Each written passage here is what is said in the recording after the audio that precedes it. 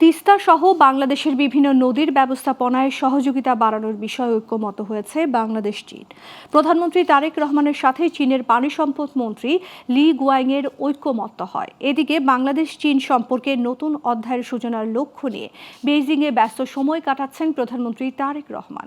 বৈঠক করেছেন চীনা প্রধানমন্ত্রী লি চিয়াংয়ের সঙ্গেও। বিস্তারিত আওলাদ বাবলুর প্রতিবেদনে।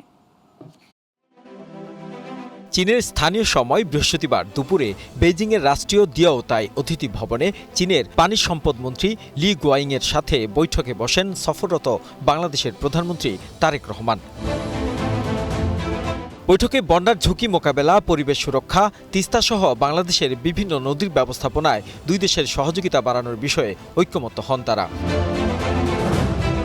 এরপর দেশটির স্থানীয় সময় বিকেল ৫টায় চীনের বেইজিংয়ের গ্রেট হলে চীনা প্রধানমন্ত্রী লি চিয়াংয়ের সাথে বৈঠকে বসেন তারেক রহমান। বৈঠকে বাণিজ্য, বিনিয়োগ, অবকাঠামো, প্রযুক্তি, জ্বালানি, উন্নয়ন সহযোগিতা এবং সংযোগ ব্যবস্থাপনা সহ বিভিন্ন খাত নিয়ে আলোচনা হয়। বাংলাদেশের প্রধানমন্ত্রী বেইজিং সফরের বড় আলোচ্য বিষয় তিস্তা প্রকল্প। দীর্ঘদিন ধরে ঝুলে থাকা তিস্তা নদী ব্যবস্থাপনা ও উন্নয়ন পরিকল্পনায় চীনের অংশগ্রহণ আলোচনায় রয়েছে।